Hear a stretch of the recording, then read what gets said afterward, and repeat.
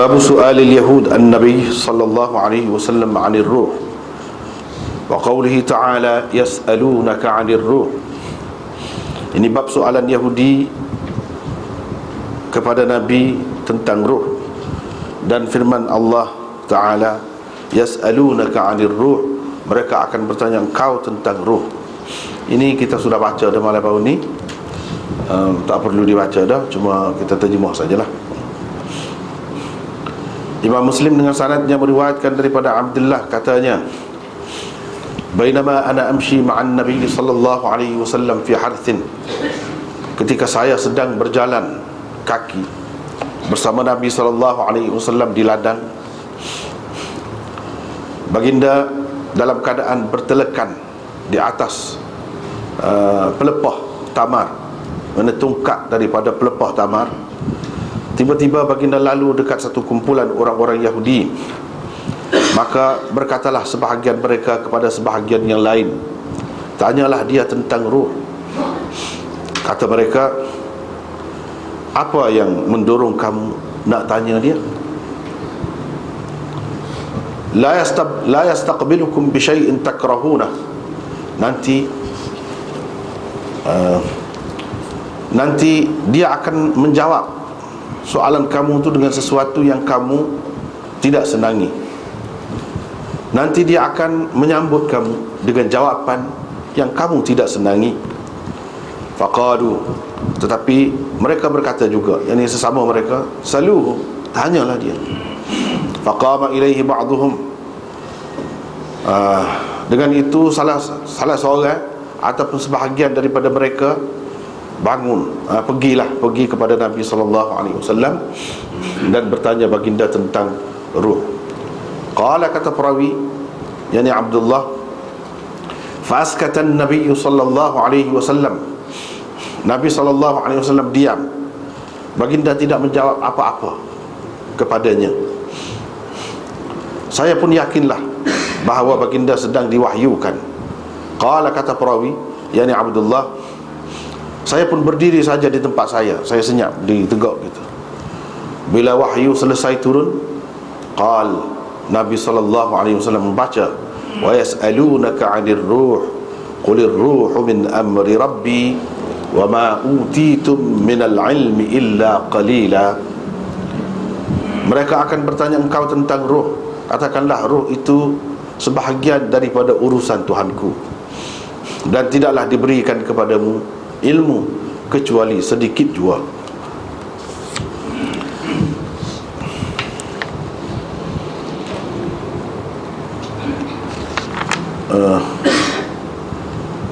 Lepas tu dengan sanad satu lagi seperti itu juga cuma dia sebut di satu ladang di Madinah, sama dengan hadis Hafs yang tersebut sebelum ini. Cuma dalam hadis Waqi' ada sebut wa ma utitum minal ilmi illa qalila, sedangkan dalam hadis Isa bin Yunus wa ma utu, bukan utitum. Daripada riwayat Ibnu Khashram, begitulah. Seterusnya riwayat daripada Masruq lagi daripada Abdullah, katanya Nabi SAW pernah berada di satu kebun tamar. Baginda bertungkat menggunakan tungkat daripada pelepah tamar. Kemudian perawi menyebutkan sama seperti makna hadis mereka yang tersebut tadi daripada A'mash. Wa qala fi riwayatihi, dalam riwayatnya ni dia sebut wa ma utitum minal ilmi illa qalila, yakni seperti dalam riwayat Waqi' juga, yakni seperti mana yang betul-betul terdapat di dalam Al-Quran yang ada ni lah.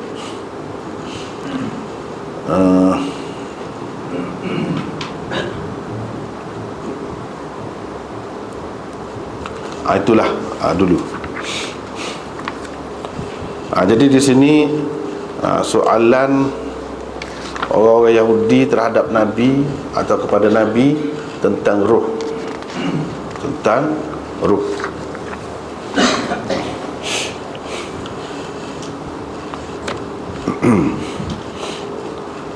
Jadi seperti kita baca saat ni lah pertanyaan mereka nya. Gitulah.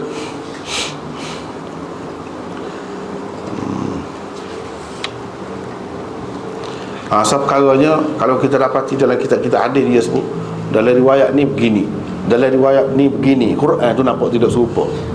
Kita tadi, wa ma utitum minal ilmi illa qalila, wa ma utu minal ilmi illa qalila. Riwayat itu kita panggil riwayat tafsiriyah. Riwayat tafsiriyah. Riwayat yang merupakan tafsir sebagai tafsir sahaja, bukan ayat begitu lafaz Quran. Makna dia, mafhum dia begitu. Yang keduanya, Nabi SAW kadang-kadang bertungkat juga. Dia bertungkat tu bukan kerana letih, kerana keperluan, nak ajar kepada kita tentang dalam keadaan perlu kita bawa apa-apa senjata yang kira-kiranya memadai lah untuk menghadapi keadaan-keadaan yang mungkin berlaku. Itu sebab dia bawa tongkat.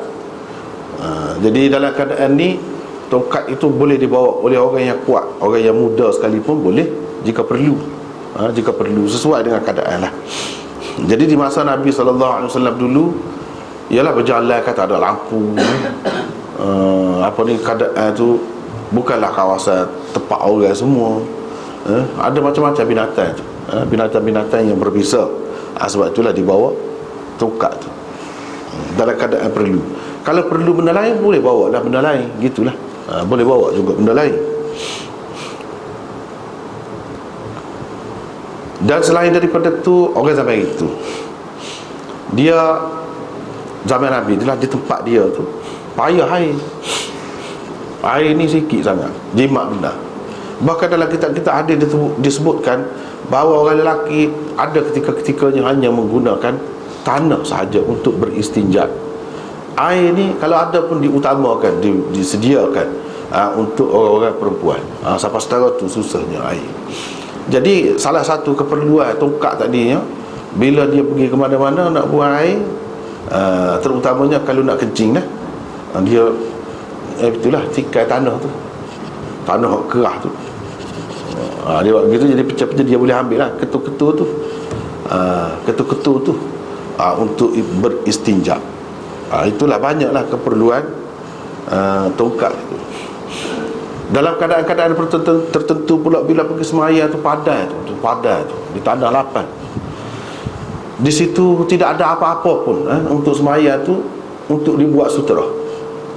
Maka Nabi SAW selalu juga gunakan tongkat tu, dia pacak depan, dia jadikan sebagai sutera, yakni penghadan di antara orang yang bersembahyang dengan orang-orang yang nak lalu-lalang depan tu, supaya tidak terganggu mereka.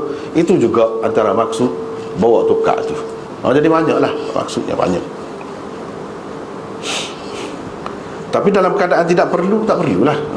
Dalam keadaan tak perlu, tak perlu. Jadi mereka tanya tentang gini, bila lalu dekat beberapa orang Yahudi tu, buat dia sama-sama dia, suruh tanya. Ada pertanyaan dia ni didorong oleh memang nak tahu sungguh. Tapi banyak daripadanya dia tahu tu untuk sudi. Kita panggil sudi. Untuk sudi, dia tahu dah jawapan dalam kitab dia tu. Jawapan dalam kitab dia tu. Jadi dia nak tahu hak Nabi nak katakan. Kalau tak betul sepuh dia tu, dia kata tak betul, dia tak suka. Tak betul. Padahal hak dia pegang tu banyak daripadanya yang sudah diubah, sudah ditokok tambah. Itu bahayanya apabila pakai kitab dan kitab tu sudah dibaiki, sudah ditokok tambah, kita pegang kemah-kemih dengan hal tu. Mari orang royak gapo pun tak dengar. Seperti ni. Mari Nabi royak hak betul, hak tu hak dia pegang tu hak berubah dah. Dia dah pegang kemah-kemih situ. Tak betul dah hak lain. Suka pula, buat ganying pula kau orang. Nyanyi lah lagu tu. Nyanyi kalau kena gitu. Ada kalanya memang betul hak tu tidak dipindah lagi. Bila dia tanya, Nabi jawab serupa dengan tu. Kejut juga dia. Jadi banyak kadang-kadang gini soalan-soalan tu dia nak main, dia nak perangkap. Bukan soalan tu ikhlas lah. Ikhlas tidak. Jadi puak-puak ni puak-puak ahli kitab. Jadi sebahagian mereka kata, sebahagian yang lain kalau nak tanya ruh. Dia tanya tentang ruh, apa dia ruh. Lepas tu ada pula orang kata marabakum ilaih, Apa perlunya nak tanya dia? Tersedut tanya lah dia. Di sini dalam syarah Imam Nawawi dia sebut sebab perkataan itu kata gharib berlain lah makna dia daripada hak skala kita maklum.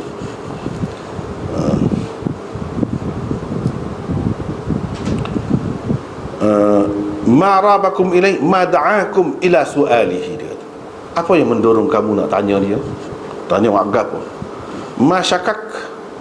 Ma syakkakum fihi hatta ihtajtum ila su'alihi. Dia dulu, apakah yang membuatkan kamu ragu terhadap dia tu sehingga kamu perlu nak tanya dia?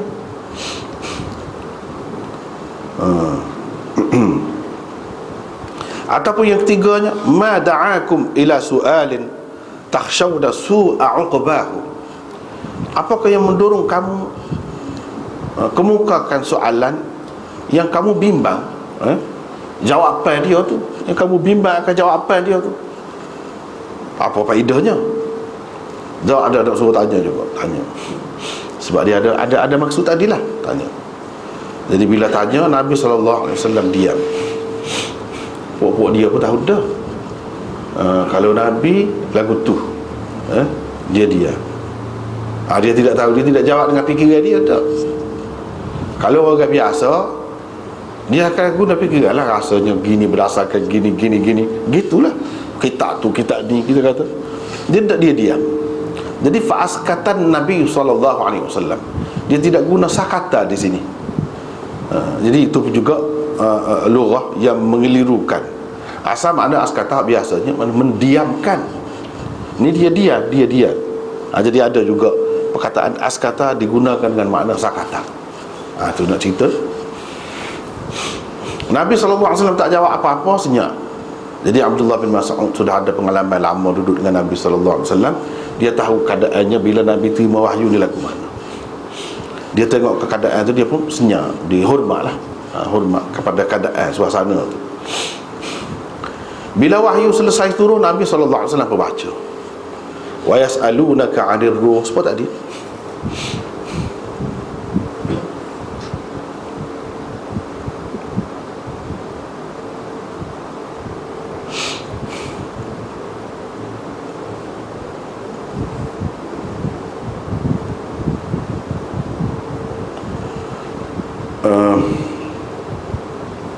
di sini kepada ada kitab Syarah Muslim ni boleh kita tengok.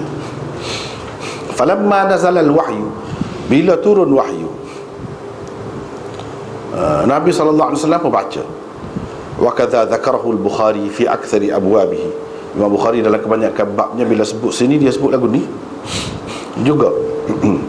Qadhi Iyad kata ini ni waham sebenarnya, waham perawi. Wa sawabuhu ma sabaqa fi riwayat Ibn Mahan. Hak betulnya hak sebut dah dulu, ada dalam riwayat Ibn Mahan, mana falamman jala anhu, bukan mana sini, bukan falamma nazala al-wahyu, falamman jala anhu. Imam Bukhari juga ada meriwayatkan lagu ni, falamman jala anhu, bila telah selesai wahyu itu sampai kepada Nabi, habis. Itu maksud injala. Dia kata ada juga Imam Bukhari meriwayatkan dengan lafaz ini. Di tempat yang lain dia riwayat falamma sa'idal wahyu, bila wahyu tu naik selesai. Wa qala hadha wajhul kalam. Sebab apa? Sebab sebelum pada ni sebut dah turun wahyu pada Nabi sallallahu alaihi wasallam. Apa makna falamma nazalal wahyu pulanya? Ada ke turun wahyu sebelum pada tu? Tapi Imam Nawawi kata semua riwayat-riwayat ni kat mana-mana pun sahih belaka. Jadi makna riwayat Muslim ni gini, lamma nazala al-wahyu wa tamma, bila turun wahyu dan sudah sempurna, turun firman Allah SWT, qul min amri rabbi, dan seterusnya itu, begitulah yang tersebut dalam setengah-setengah nuskhah. Tak apalah, habis.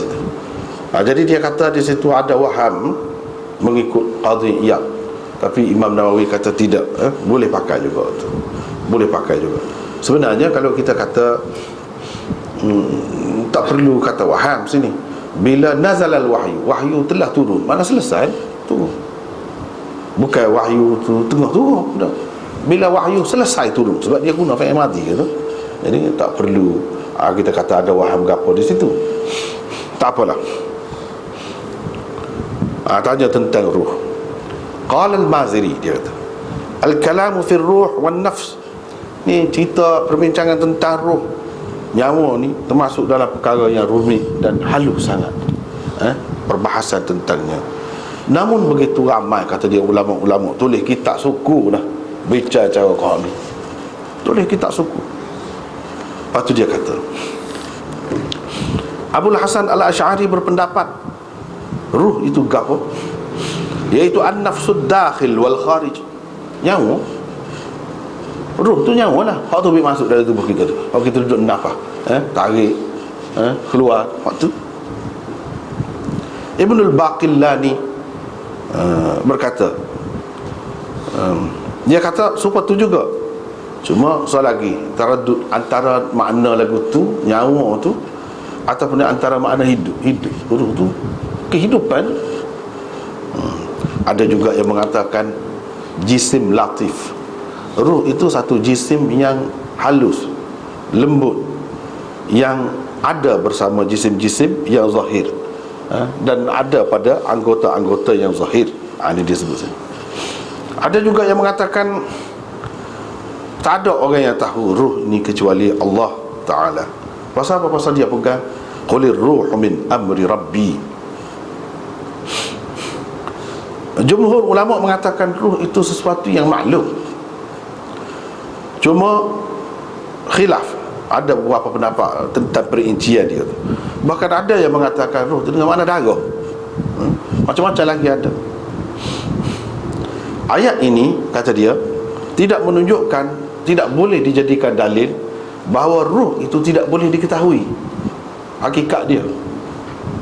Tidak ada dalil begitu. Dan tidak juga menunjukkan Nabi SAW itu sendiri tak tahu, walaupun dia kata qulir ruh min amri rabbi.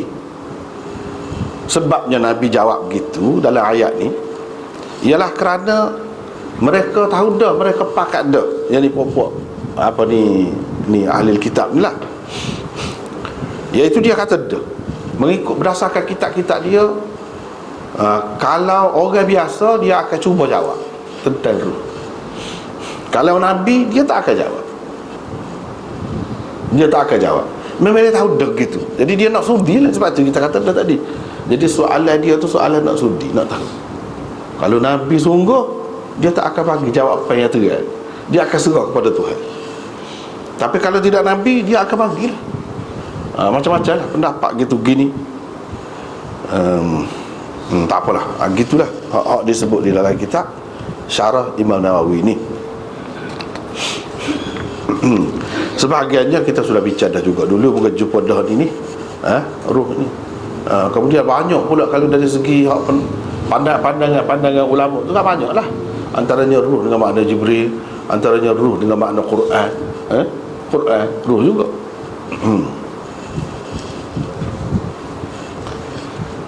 Jadi ringkasnya setengah-setengah ulama dia kata ruh ni termasuk dalam amri rabbi. Amri rabbi ni iaitu benda-benda yang termasuk dalam alam amri, dia panggil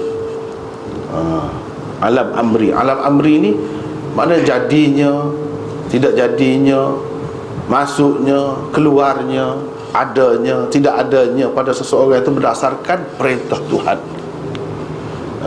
Innama amruna idza arada syai'an, itu kun, maknanya berdasarkan kun. Kun itulah perintah dia.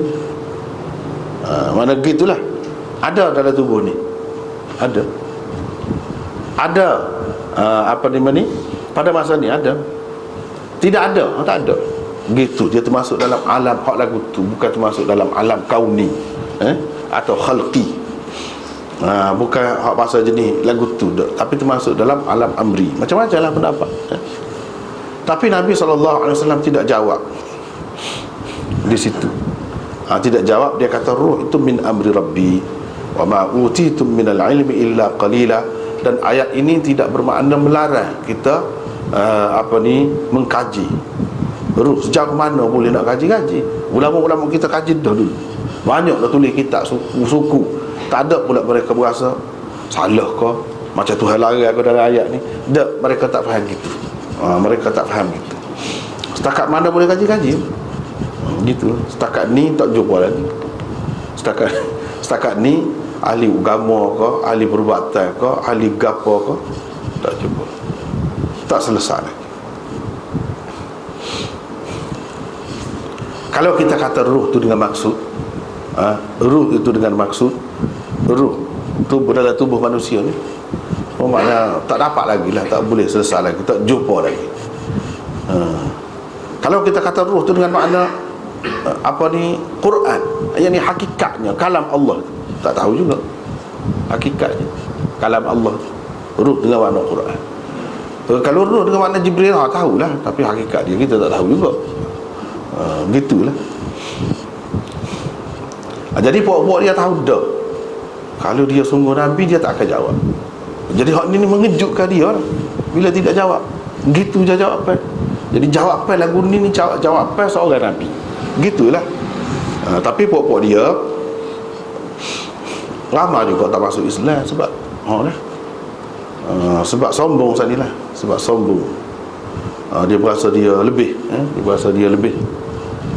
Itu satu penyakit besar pada manusia, iaitu apabila dia berasa bangsa dia tu, bangsa Bani Israel itu lebih daripada yang lain-lain. Sebab ramai sungguh, memang ramai sungguh. Kalau Nabi mengikut ulama-ulamanya, separuh daripada Nabi itu pokok dia saja, separuh. Nabi ni ramai lah. Jadi hak tu jadi besar tu, besar hati orang kata. Perasaan tu berasa sedar. Itulah. Dan hak dia hadapi pula orang Arab. Yang ni Nabi SAW. Orang Arab ni lama tak ada Nabi, tak ada. Jadi dia pandai lekeh. Pandai lekeh. Itu antara sebab mereka ni tidak menerima Nabi SAW, tidak menerima Islam. Sedangkan Nabi kata dah, tak ada diterima iman siapa-siapa pun kalau tahu dia tu sudah dibangkitkan, lepas tu tak terima dia, Tuhan tak terima. Walaupun ada begitu pun, walaupun diberikan keistimewaan kepada mereka, kalau mereka beriman dapat 2 pahala, kalau orang lain pahala, dia dapat 2 pahala amalan dia. Ahli kitab ni banyaklah keistimewaan diberikan. Di dalam hadis, dalam Quran sendiri pun, kalau makan orang lain kita tak boleh makan, sembelih orang lain kita tak boleh makan, sembelih dia boleh. Banyak keistimewaan diberikan, tapi tak jadi apa. Tak jadi apa juga. Adalah, tapi tidak seramai yang diharapkan sebenarnya. Masuk Islam tu tidak seramai yang diharapkan. Begitulah keadaan puak-puak Yahudi ni. Lepas tu pergi kepada riwayat Masruq daripada Khabbab. Dia kata, saya As bin Wa'il ada berhutang dengan saya. Saya pergi minta hutang dengan dia. Dia kata, saya tak akan bayar hutang kamu tu kalau selagi kamu tidak kufur kepada Muhammad, tidak kafir kepada Muhammad, tidak tolak Muhammad. Enggak, saya katalah saya tak akan kufur kepada Muhammad sehingga engkau mati, lepas tu engkau dibangkitkan. Maknanya di sini mubalarah, bukan maknanya lepas tu saya boleh kafir. Tak. Nak ayatnya sampai ke bila pun tak boleh gitu. Lepas tu dia pun kata, saya bangkit kau selepas mati. Tak apa, kalau bangkit saya bayar masa tu lah. Tak apa lah, saya bayar masa tu, sebab saya bila bangkit tu lagu ni juga lah, tak ada urusan apa. Anak ramai juga, harta banyak juga sebelah ni. Supaya dia buat nganyi lah kau orang Islam, supaya orang Afghanistan, Rusia dulu kan, buat nganyi kau orang Afghanistan duk perang tu. Dia orang Afghanistan duduk ayat Islam ni ada syurga, masuk Islam gitu gini. Dia kata kalau nak masuk syurga pun orang sepupu aku ni masuk syurga, orang sepupu kita ni. Sebab dalam dunia pun memang dah, kalau sepupu masuk syurga lagu kan dalam dunia, duduk dalam debu kata dia dah. Dia buat nganyi gitu. Semua kita ni duduk dalam bersih, dalam mewah, dalam gitu, tu hak layak dengan syurga je. Bukan sepomu ni layak lagu tu. Dia buat nyanyi tu.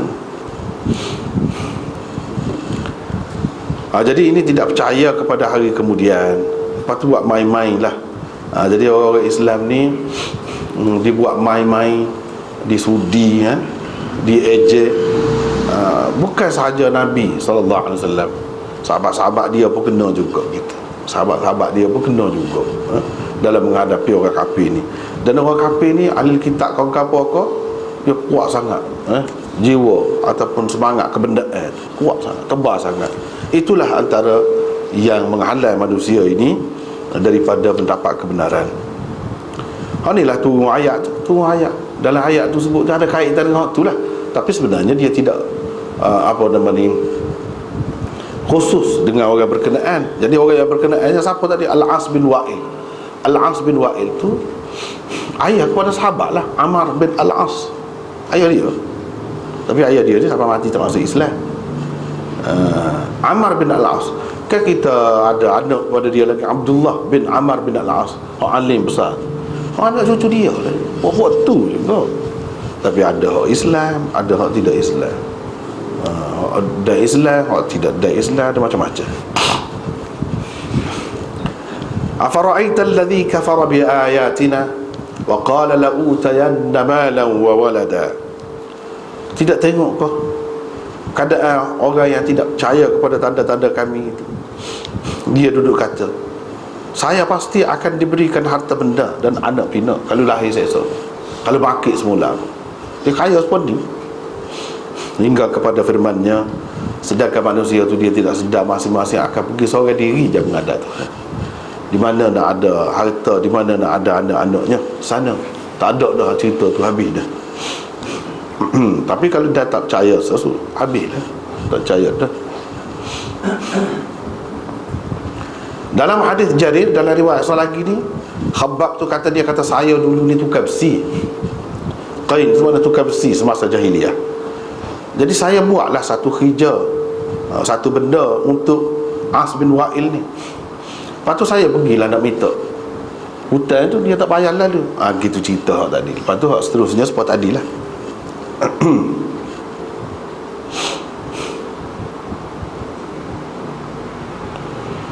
Kemudian riwayat daripada Anas bin Malik, katanya, kata Abu Jahal, ya Allah, in kana hadha huwa al-haqq min 'indik, sekiranya ni betul lah Muhammad duduk ayat ni betul-betul daripadamu, fa'amtir alaina hijaratan minas sama' aw i'tina bi'adzabin alim, maka hujanilah kami dengan batu dari langit, ataupun kau bawalah kepada kami azab yang pedih itu.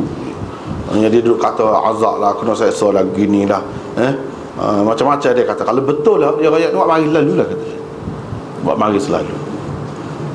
Begitu dia cuba tengok sini kan, Abu Jahal sebut Allahumma ya Allah, dia sebut Allah juga.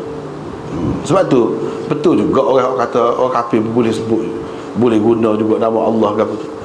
Memang ada, kita pun tahu hak tu. Tapi hak kita tidak setuju tu cerita lain.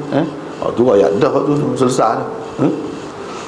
Hak tu cerita lain. Hak ni dia guna ni memang betul dalam Quran sendiri pun ayat. Dia guna gitu. Tapi kita orang Islam ni kena sensitif, kena tahu orang nak main ke tidak main ke, kena tahu. Jadi begitulah keras kepala dan degilnya orang kafir ni kan, dia buat ngaji main. Tapi oleh kerana Allah SWT ni, dia tidak waktu azab dia, seksa dia, mengikut cabaran orang, dia tak waktu lah, tak sampai masanya. Begitulah sebabnya kalau gapa-gapa ni, sebab dia nak tanam iman bil ghaib itu, waktu ajaran Islam ni. Kalaulah main kita kata, kalaulah orang jadi kafir jadi sesak, sakit lah gitu-gitu, sebab dia nak jadi kafir. Kalau Islam kan senang selalu, Islam tak sihat segala-gala. Jadi kalau lagu tu masuk Islam gapo tu kerana dunia, kerana kebendaan juga, tak sel lagu tu. Ni dalam keadaan kita tengok kan, kita serupa je dengan orang kafir. Tak makan lapar sepatutnya, sakit kena sepatutnya, serupa je. Di situ baru ujian sungguh. Situ barulah mencabar sungguh. Jadi mana orang yang percaya kepada Allah, percaya kepada agama Islam, dia betul-betul percaya kepada perkara ghaib, betul-betul percaya kepada perkara ghaib. Tak ada benda-benda kalau kita tengok dari segi wak zahir ni yang nampak menyokong, mendorong kita, memaksa kita, tak ada. Memaksa orang kafir jadi kafir, tak ada. Semua bebas sungguh dia beri, bebas sungguh untuk dipilih. Lepas tu turun pula ayat wa ma kana Allahu liyu'adzibahum wa anta fihim. Allah tidaklah akan menyiksa mereka dalam keadaan kau ada sekali dengan mereka. Cara sunnatullah, orang panggil undang-undang peraturan Tuhan ya. Di alam dia ni, kalau ada orang baik, dia tak waktu gitu. Walaupun ada hak jahat pun, tapi dia tidak waktu azab tu merata, umum, meluas. Tidak lagi. Itu cara dia. Apalagi dalam keadaan Nabi SAW ada sekali. Wa ma kana Allahu mu'adzibahum wa hum yastaghfirun. Tidaklah Allah akan menyiksa mereka dalam keadaan sebahagian daripada mereka ada duduk beristighfar kepada Allah Subhanahu Wa Taala. Tidak lagu tu. Jadi itulah yang menghalang turun azab yang meluas. Dia azab ni ada dua. Ada azab yang berkait dengan alam, sistem alam yang dia buat. Hak tu siapa-siapa pun taat setara mana pun dia boleh berlaku. Sebab banjir, musim banjir tu kan, banjir. Kalau negeri-negeri gunung berapi, masa dia gunung berapi seperti tu, orang Islam pun duduk situ. Hak tu semacam. Satu lagi kerana derhaka. Ada juga molek-molek tak ada gapo. Kalau mengikut kajian alam ni, sistem alam, sistem bumi ni, tak ada gapo-gapo. Tidak berlaku lah. Sebab manusia ni dia boleh buat kajian dalam masa berapa tahun, berapa ratus tahun pula akan berlaku. Dia sudah jangkut dah, boleh. Tapi hak ni di luar jangkut. Hak lagu-lagu itulah hak kita kata azab daripada Allah SWT kerana kederhakaan. Wa ma lahum alla yu'adzibahumullah wa hum yasudduna 'anil masjidil haram ila akhiril ayat. Kenapa tidak Allah SWT menyiksa mereka sedangkan mereka duduk menghalang orang daripada pergi ke Masjidil Haram hingga ke akhir ayat. Ini setelah Nabi SAW pergi ke Madinah, jadi orang-orang Islam tak ada, hampir tak ada dari Mekah tu. Pada ketika tu ada seksaan-seksaan sedikit sebanyak lah. Lepas tu ada berlaku peperangan, pokok dia kematian ramai juga, kena tawan lah, susah gitu gini. Itu sebab apa? Sebab orang-orang Islam tidak duduk di Mekah dah, sudah berpindah ke Madinah. Dan mereka menghalang orang-orang yang baik ni pergi buat ibadat di Masjidil Haram. Jadi Masjidil Haram, tempat yang suci tu kosong daripada orang-orang yang betul-betul Allah Subhanahu Wa Taala redha. Kalau ada pokok dia yang mengaruh. Jadi nak kalau orang boleh pergi juga, tak apa lagi. Kalau betul ni boleh pergi. Sebab tempat tu walaupun sudah kita kata kotor lah, dengan sebab adanya berhala-berhala dan macam-macam lagi, tapi orang masih duduk pergi lagi, boleh buat ibadat lagi di situ. Sampai satu peringkat tak boleh pergi lah, tak boleh pergi. Nabi SAW pun tak boleh pergi, kena sekat pada tahun yang kena tu kan, nak pergi tak boleh pergi, kena patah balik. Sedangkan sudah pakai ihram gapo semua dah, sudah selesai dah, tak boleh sekat tengah jalan Hudaibiyah tu patah balik. Gitulah ceritanya. Itulah halangan orang kafir terhadap orang Islam yang nak pergi buat ibadat di Mekah. Ini bab firman Allah SWT, manusia itu melampaui batas atau jadi derhaka bila dia berasa dia tu senang, bila dia berasa dia kaya. Jadi keadaan kita manusia ni tak boleh serah kaya. Serah kaya maknanya tak perlu kepada siapa-siapa. Tak boleh. Kaya belah mana? Tak serayaklah kita. Kalau orang Islam, dia kena ada akidah Wallahul ghani wa antumul fuqara. Tu. Dia mesti kena duduk situ. Allah lah awak kaya sebenarnya, kamu semua sesak. Tuhan kata. Tak sedok ayat kaya setara mana. Itu akidah orang Islam. Kalau dia kaya nombor satu sekali dalam dunia sekalipun, dia kena duduk situ, baru betul akidah dia. Kalau tidak, tak lah. Jadi kaya-kaya tu apa makna? Kaya tu makna tidak perlu kepada orang. Itu makna kaya. Hak kaya sungguhnya Allah lah. Sebab dia tak perlu kepada siapa-siapa pun. Dan yang lain semuanya perlu kepada dia. Tak ada tidak perlu kepada dia. Hak tu hak kaya semua tu. Al-Ghani. Orang panggil Al-Ghani. Al-Ghani tu Tuhan Maha Kaya tu, kaya lah, betul lah. Adapun kita ni kalau kaya ni, dia sudut-sudut tertentu, dia bukan semua orang pun memerlukan kepada kita. Bukan semua orang perlu kepada kita. Dan kita perlu, tetap perlu kepada orang lain. Nak rumah, kena cari tukar. Nak gani, baiki paik, kena cari tukar paik. So royak kaya setara mana, masih perlu. Kalau kata ada perlu, mana tak kaya. Tak kaya lagi. Gak mana manusia hak ada tak perlu kat orang lagu tu. Semua orang, semua hak mati dah, hak sedar dah, hak akan datang dia perlu kepada dia. Tak ada. Lalu itu sifat Tuhan. Itulah dalam ayat tadi kata gitu tu, kamu semua sesak. Dan manusia ni kalau dia berasa kaya, bahaya. Itu dalam bahaya juga. Dia kena beringat supaya sesak lah. Sesak pun Nabi ada kata juga. Hampir-hampir sesak tu boleh membawa seseorang tu jadi kekufuran. Boleh jadi kafir seseorang manusia tu sesak kerana sesak. Kaya pun lagu tu juga boleh jadi kafir. Jadi kita ni hidup ni antara dua tu lah. Antara dua tu. Kalau kok ni sangat pun tak kena kaya, rosak juga. Kok ni sangat pun tak kena kaya, rosak juga. Jadi ceritanya, riwayat daripada Abi Hurairah, dia kata Abu Jahal kata, Muhammad akan lomor tanah ke muka dia, depan kamu. Jadi affara yu'affiru, affara wajhahu, maknanya mengenakan tanah di muka dia. Maksudnya Muhammad akan sujud, mari mayat ke dia. Bila semaya kan kenalah dahi di tanah. Jadi cemarlah dahi ni kena tanah. Muhammad akan mencemar muka dia dengan tanah kau. Gitulah. Dia buat menyanyi lah. Kecek tu bahasa-bahasa menyanyi, bahasa olok-olok kata. Main. Maka ada orang kata, mari. Jadi ini menunjukkan semasa di Mekah tu, Nabi SAW semayat dah. Bukan kata tak semayat langsung. Lepas pada Mi'raj tu barulah semayat. Dah banyak sekali dalil-dalil yang menunjukkan semayat dah. Semaya tu ada. Semaya 5 waktu ni tak ada lagi. Tu betul lah. Betul lah. Dengan kaifiat yang ada sekarang ni sepenuhnya masanya terikat dengan masa ni. Kalau kita maklumnya, tu betul lah tu lepas Mi'raj. Adapun semaya je semata-mata ada. Dan Nabi SAW pergi semaya dekat Kaabah lah, menghadap Kaabah tu. Jadi ada di antara mereka kata, mari semaya.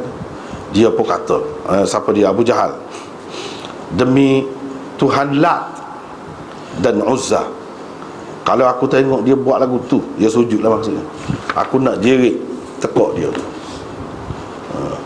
dan aku nak kenyek dia tu, biar habis belumuran muka dia tu dengan tanah. Tu kata dia. Manakala Nabi mari semaya ketika sujud, dia nak pijak lah, dia tekuk tu dan nak tekan muka tu biar berlumuran tanah, dia kata. Kata perawi, ini cerita Abu Hurairah. Padahal Abu Hurairah tak ada dengan Abu Jahal, kan?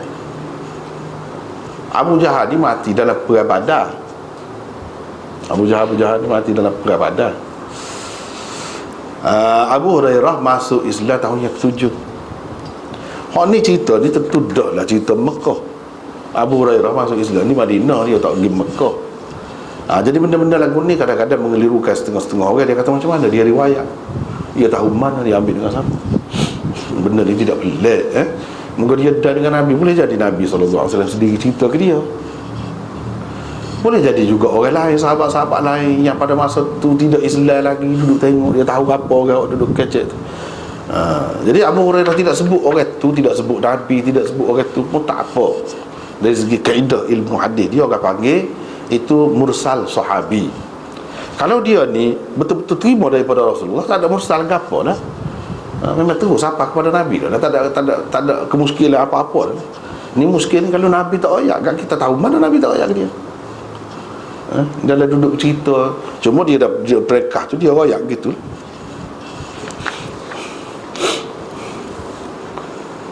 Kata Abu Hurairah, Rasulullah, dia pun mari dekat Rasulullah sallallahu alaihi wasallam ketika baginda sedang bersembahyang.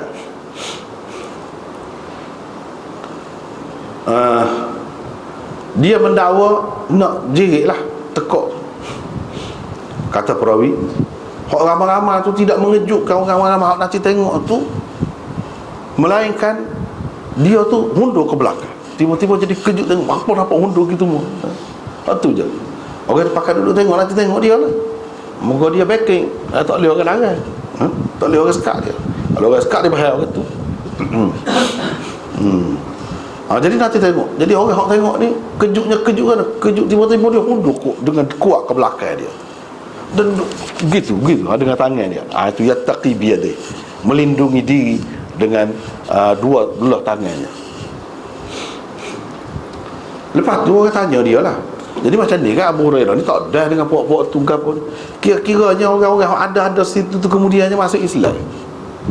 Sebab tu dia tahu cerita ni boleh royak gini. Abu Jahal nak cerita, dia tak ada dah, dia mati dah. Yang Abu Hurairah dia tahu. Kalau tidak Nabi SAW sendiri royak, tentulah sahabat-sahabat yang ada dalam peristiwa ni, walaupun pada masa tu dia tidak Islam, tapi bila dia cerita tu ketika dia Islam, boleh terima dah. Boleh terima sebagai hadis juga. Tidak kita kata dia pernah kafir dulu, masa peristiwa dia berlaku dia kafir. Jadi hadis dia tu kita tak boleh pakai dah.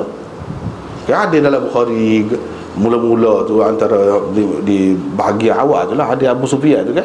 Abu Sufyan dia cerita zaman dia tidak Islam, tapi orang terima sebab dia cerita tu selepas dia Islam. Gitu. Orang pun tanya dia apa yang mau jadi gitu. Bila pergi tu nampak hundur tu, lepas tu tepih dengan tangan. Dia kata dia nampak satu parit yang besar penuh dengan api ada antara aku dengan dia. Ada lagu tu. Wahaulan, dan ada yang keadaan ataupun benda yang menakutkan lah. Wa ajnihatan, dan sayap-sayap, nampak macam sayap-sayap gitu dah. Gitu. Itulah yang dia cerita. Jadi hak Nabi SAW selalu ceritanya malaikat lah lagu tu. Malaikat. Benda-benda lagu ni telah berlaku kepada Nabi SAW sebagai mukjizatnya.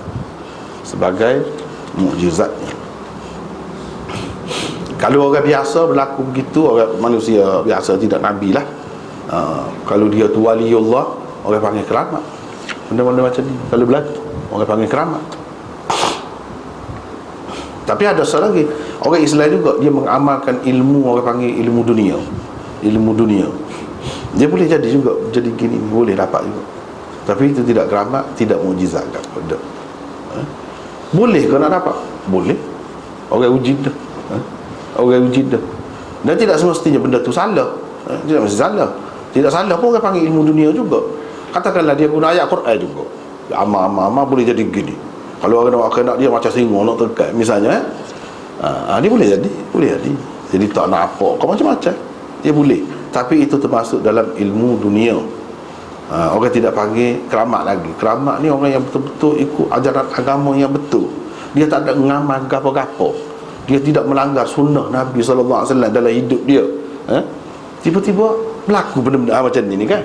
Nabi SAW tak ada amal gapo-gapo, ilmu gapo-gapo lah. Masa ni dia mengamal gini, tak ada ni. Tiba-tiba berlaku. Itulah mukjizat. Dan dia tidak boleh suka hati dia nak ada benda lagu ni. Semula ada lagu ni pun tak ada. Semata-mata Tuhan bui. Lagu tu orang panggil mukjizat. Kalau manusia biasa orang panggil keramat. Adapun kalau ilmu dunia tu, kadang-kadang dia pakai benda tu jadilah. Itu dunia. Ilmu dunia maknanya duduk di tangan-tangan dia, di tangan dia.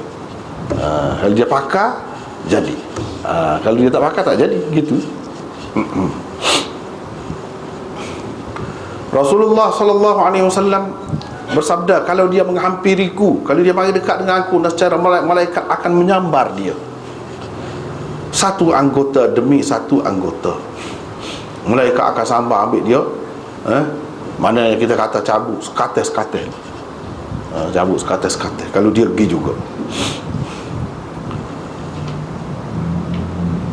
Kata perawi, maka Allah SWT menurunkan, kami tidak pasti ini dalam hadis Abi Hurairah, ataupun sesuatu yang sampai kepadanya. Kalla innal insana la yatgha ar-ra'ahu istaghna inna ila rabbika ar-ruj'a, dan seterusnya ayat itulah, seperti yang kita sudah terjemah dah baru ni tu gitu. Jadi itulah yang kata manusia ni akan derhaka kepada Allah bila dia berasa dia tu kaya, dia berasa dia cukup, dia berasa dia cukup.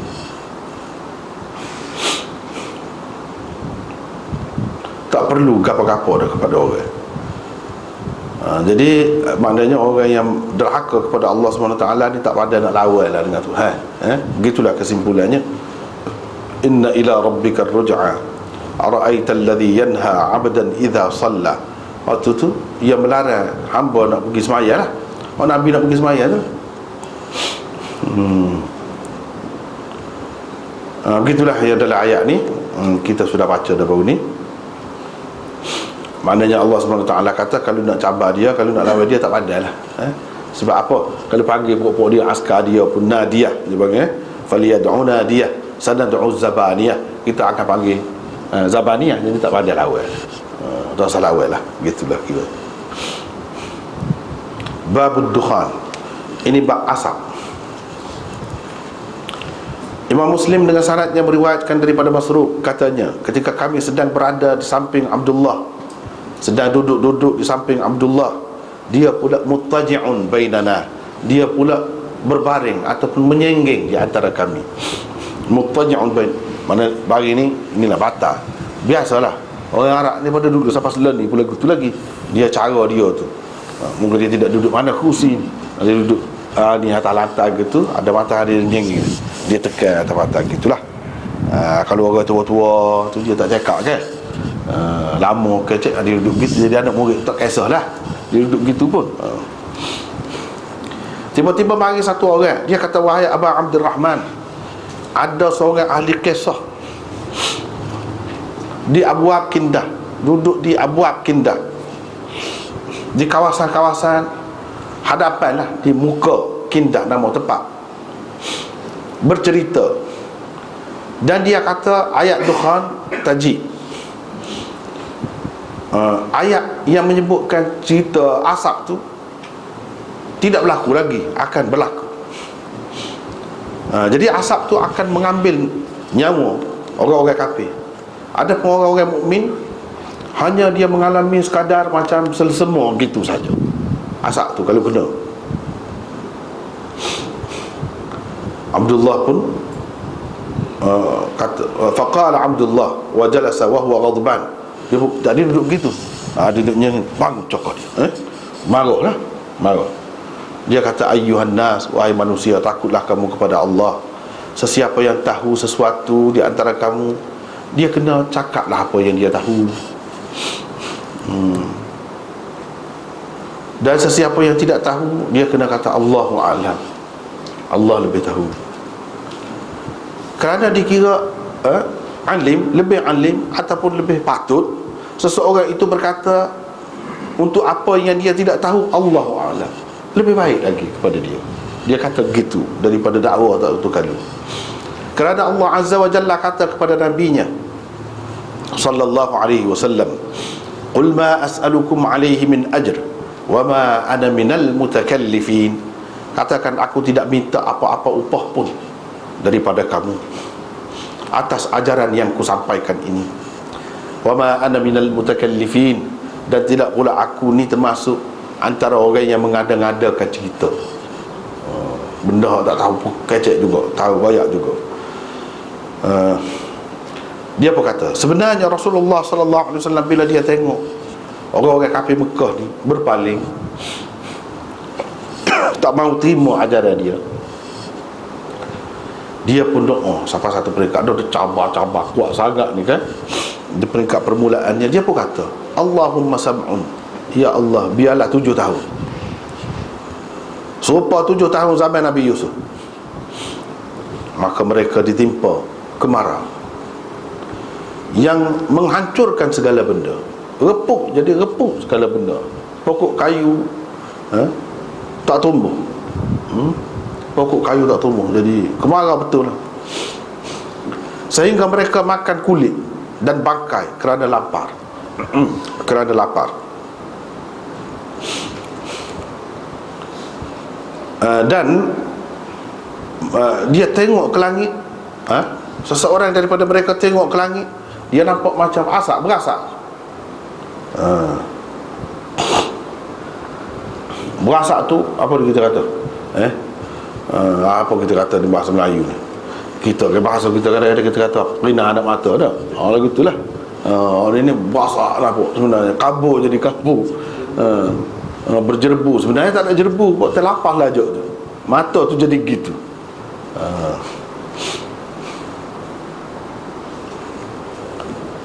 Abu Sufyan pun mari berjumpa dah dengan Nabi SAW. Masa tu dia tidak Islam lagi. Dia kata, wahai Muhammad, kan kamu duduk ajar orang bawa supaya taat kepada Allah, supaya menjalinkan hubungan kekeluargaan dengan baik. Ni anak beranakmu lah, kata dia. Ni mati, anak beranakmu lah mati. Berdoalah kepada Allah, kata dia. Mintalah dengan Allah. Qala Allah Azza wa Jalla, Allah SWT berfirman, fartaqib yawma ta'ti as-samaa'u bidukhanin mubin yaghsha an-nas hadha 'adzabun alim. Tunggulah hari di mana langit akan membawa asap yang nyata.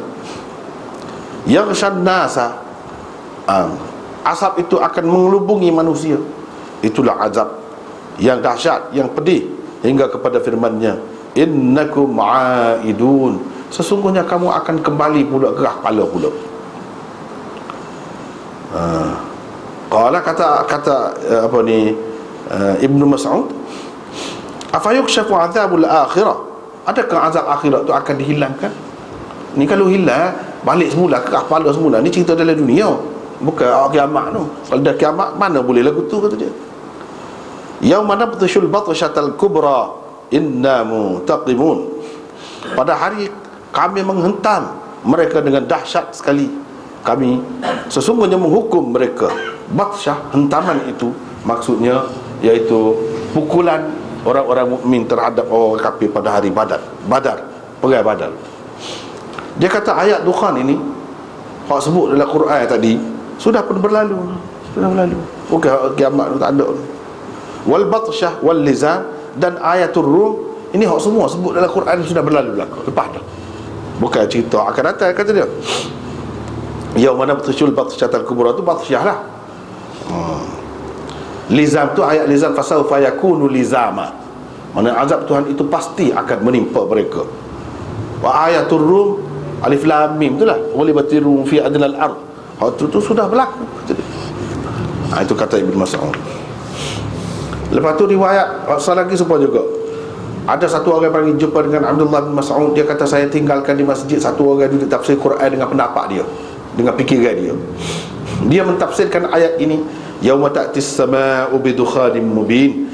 Katanya pada hari kiamat nanti asap akan datang kepada manusia dan akan meragut nafas mereka, nyawa mereka.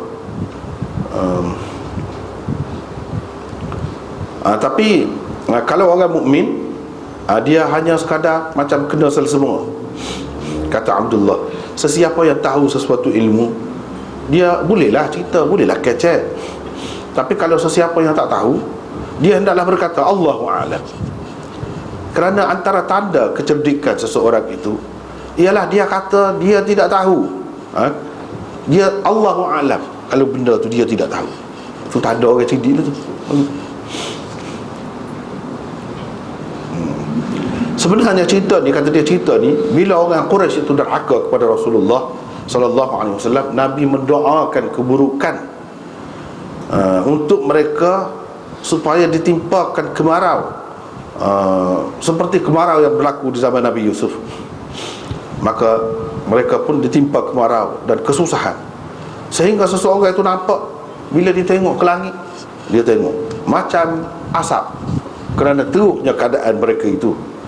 Dan mereka sampai makan tulah.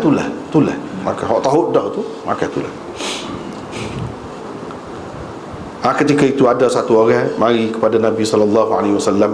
Dia kata, wahai Rasulullah, minta ampunlah kepada Allah untuk Mudar, kata dia. Mereka itu mati. Nabi SAW kata, minta ampun untuk Mudar? Berani benar mu, kata dia.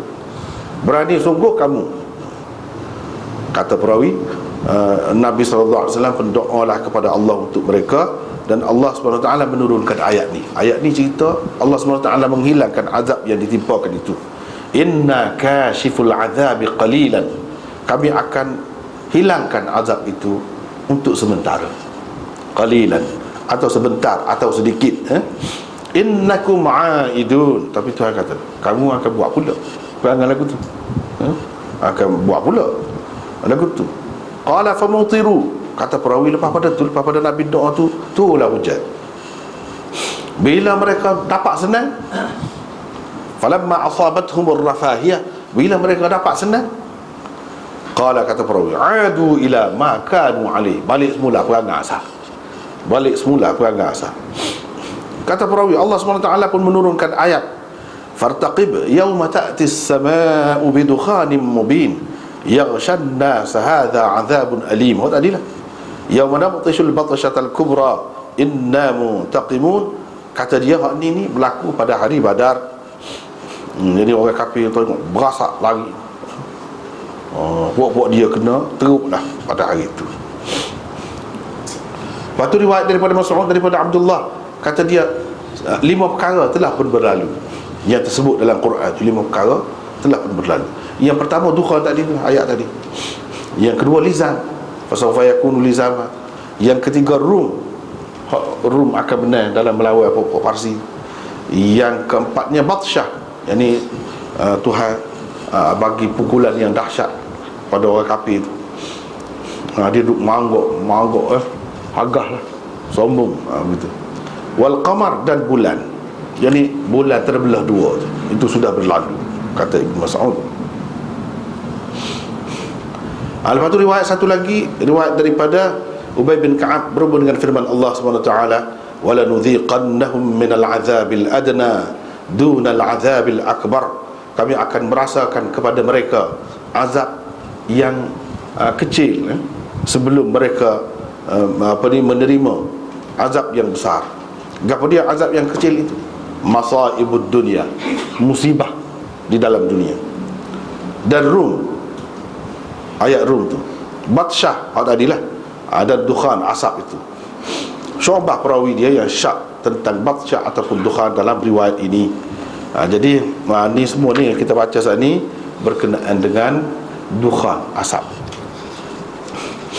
Jadi mengikut Ibnu Mas'udnya, asap ni dan lain-lain beberapa perkara, 5 perkara yang disebut itu, dia bagi dia sudah berlaku dah dahulu. Tidak ada dah lain. Dia pegang gitu. Setengah-setengah ulama kata, ya dia tidak setujunya kalau royak tu berdasarkan pendapat. Kalau berdasarkan hadis, tak apa. Kalau dia tegur tu, mana orang yang tidak berpengetahuan. Sebab daripada cerita ni duduk sebut inna qasan. Qasan ni ahli cerita.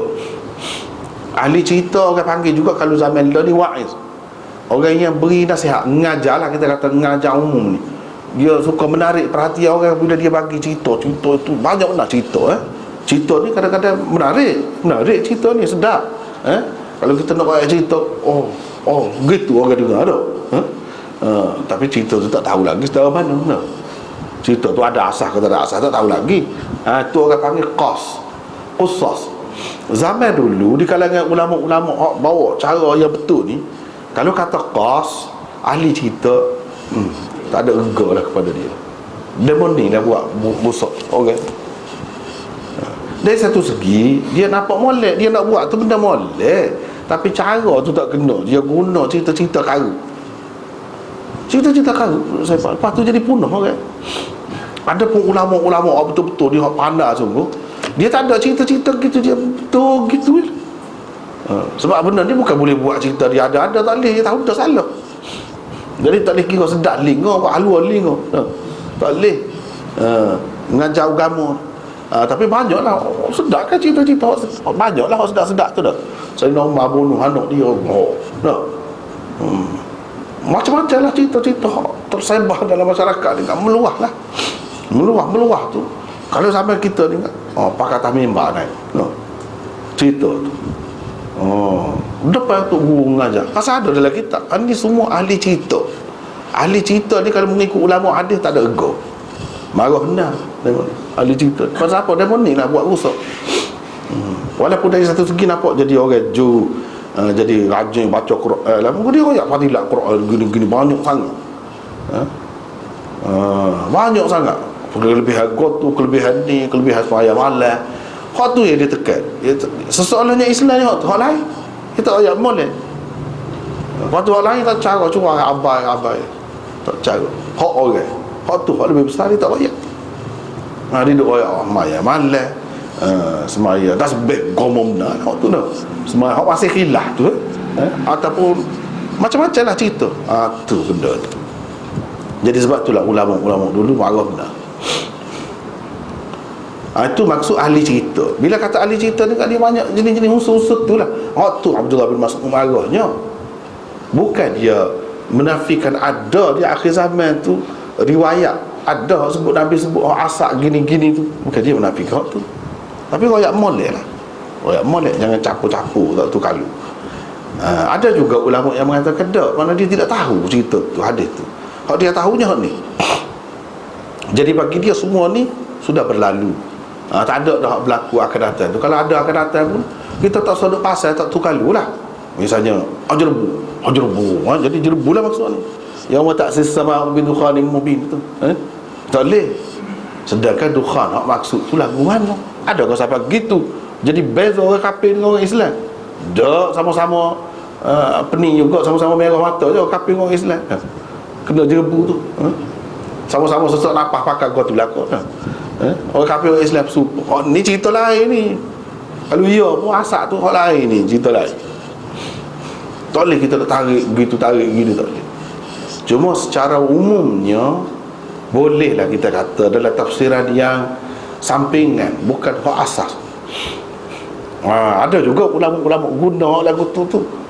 Mana akhir zaman ni zaman asak. Banyak kan asak kereta api, asak kilat. Hak ni bawa penyakit banyak mana. Jadi dia kait kot tu. Asak rokok tu. Banyak lah asak kereta tu. Jadi asak-asak ni tidak boleh menjejaskan kesihatan manusia. Dan ini tanda akhir zaman. Memang betul kalau tengok. Tapi hak maksud sebenarnya dalam hadis ni tidak tu lagi. Sebab kita kata dajjal lah, dajjal. Banyak dajjal tu, dajjal ni, dajjal. Nabi royak dah banyak juga. Tapi hak dajjal sebenar bukan hak tu tubik-tubik dah. Tak lagi. Hak sebenar tu hak lain. Gitulah juga ni. Tak boleh kita kata ni lah dajjal yang sebenar dah. Dajjal yang sebenarnya Amerika, kalau misalnya kita nak kata dah, satu negara tu dajjal dah. Tak boleh buat pasal tak tukar lagu tu. Tak ada sesuatu bergerak dah. Dulu dia kait masalah jerbulan ni dengan ayat walau anna ahlal qura amanu wattaqaw la fatahna tu. Iyalah agak jauh sikit lah. Agak jauh. Hak tu maksudnya lain. Maksudnya hak ni benda yang kita boleh jaga sebenarnya, tapi kerana curai manusia nak untung banyak. Hak ni jerbu kita ni. Jerbu kita ni kan, mengikut pengkaji-pengkajinya benda tu boleh kawal, tapi kerana nak jimat tak saya BBT banyak buat gitu, buat tak tahu lah. Jadi macam orang kata acara tahunan, kalau bulan tu kan dia akan ada gitu. Waktu tu kita boleh kawal. Waktu tu tak ada kena mengena dengan kait dengan ayat ni lah. Dia kait cukup mana jauh lah kita rasa agak jauh. Tapi kalau nak kata asap ni di akhir zaman secara umumnya, mana akhir zaman ni dia ada banyak asap-asap ni yang mengelubungi mengelubungi angkasa, kita kata kita tak nampak dari atas. Boleh juga, dan itu menjejaskan kesihatan. Tapi hak maksud dalam hadis sebenarnya ada, tidak betul lagi. Semua dajjal lah ni dajjal, Musailamah tu dajjal, orang ni dajjal. Tapi ada ke dajjal yang sebenar? Tidak dajjal yang sebenar. Dajjal yang sebenar hak lain. Mana ada hak tu pun kalau nak kait-kait boleh lah jauh-jauh. nak jadikan asas tak boleh. Jadi bagi Ibnu Mas'ud yang ni semua ni sudah berlalu dah. Dia maksud dia je, jangan bagi pendapat sendiri, biar ada alasan kita kecek tu. Dia ada alasan kita kecek tu. Jadi ceritanya macam mana jadi asak ni. Asak orang kafir di zaman Nabi tu, bila Nabi SAW doa biar kemarau, zaman Nabi Yusuf 7 tahun kemarau, 7 tahun kemarau.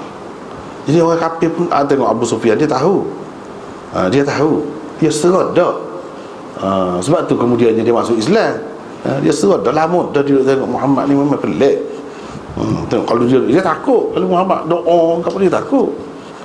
Lepas tu kalau gapo-gapo berlaku, dia pergi ngadak juga. Cuba tengok sini, dia pergi ngadak, minta lah kan, duduk ajar orang kata agama Islam ni, suruh jaga keluarga. Ni keluarga kita belakang ni mati dah, keluarga kita. Jadi minta lah biar Tuhan hilangkan benda ni. Jadi Tuhan waktu lah ayat tu. Ibnu Mas'ud kata pada hari langit ini bawa awan yang nyata lah, akan mengelubungi manusia. Itu adalah azab yang pedih.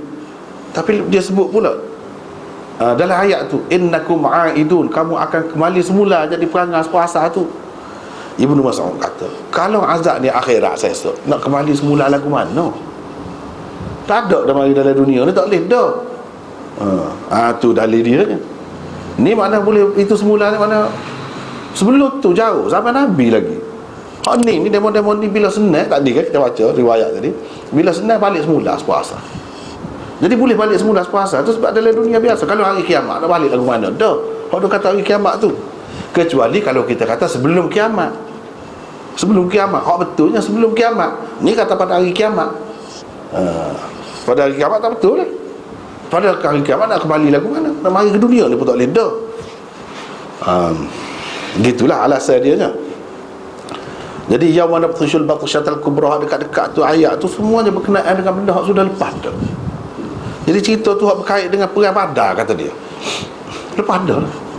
Tak usah kita duduk kata hak ni akan datang dah. Lepas dah. Jadi alamat kiamat ni Nabi tu sendiri tu alamat kiamat dah. Kedatangan Nabi kita tu alamat kiamat dah, kalau nak kira. Jadi banyak lagi hak berlaku di zaman dia pun alamat kiamat juga. Hak selepas dia banyak lagi alamat kiamat. Jadi sebahagiannya mengikut Ibnu Mas'ud, alamat kiamat yang berlaku zaman Nabi itu sebahagiannya sudah lalu dah. Dia cerita ni lepas Nabi tak ada. Semua selesai dah ni.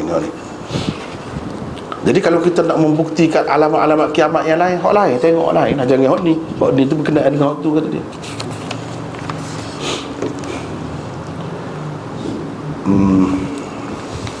Begitulah. Dan pengajaran daripada hadis ni nya, kalau kita tidak tahu tanda orang itu cerdik, orang tidak tahulah. Orang tidak tahu. Jangan mengaku mendabik dada semua tahu. Tak ada, tak mungkin semua tahu. Tak apa, kita royak. Tak apa, kita cek dulu, tengok dulu. Gitulah hak semolehnya. Kalau ada orang royak lagu lain, tak apa, kita tengok. Cek dulu. Jangan mengaku mendabik dada, itu tak boleh. Tanda lah tu kalau orang cerdik semua. Kalau dia jawab belakang, dia tidak cerdik.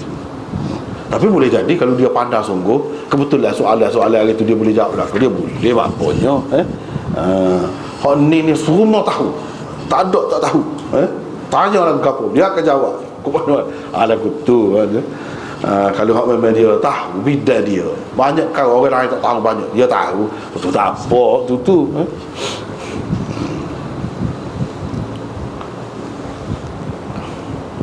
Lepas tu dalam riwayat ni, marilah satu orang dia kata minta ampunlah kepada Allah untuk Mudar. Mudar ni dia pokok kafir Quraisy lah.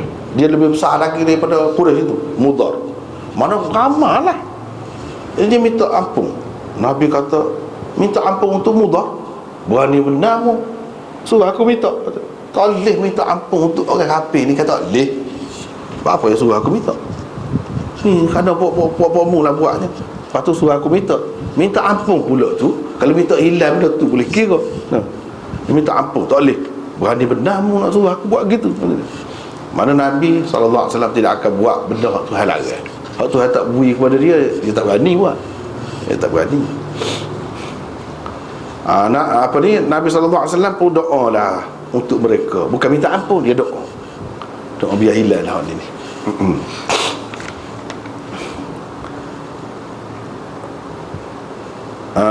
Maka Allah SWT pun menurunkan ayat inna kashiful azabi qalilan, tidak lama lagi kami akan menghilangkan azab itu, atau kami akan menghilangkan azab itu sedikit, boleh juga, tapi kamu akan kembali semula melakukannya. Jadi perangai tu asal tu akan balik semula. Jadi hak ni lah pegangan Ibnu Mas'udnya, kata boleh balik semula, mana tak kiamat lagi dah cerita ni. Lepas tu mereka mendapat hujan, bila senat balik semula pada perangai asal. Ni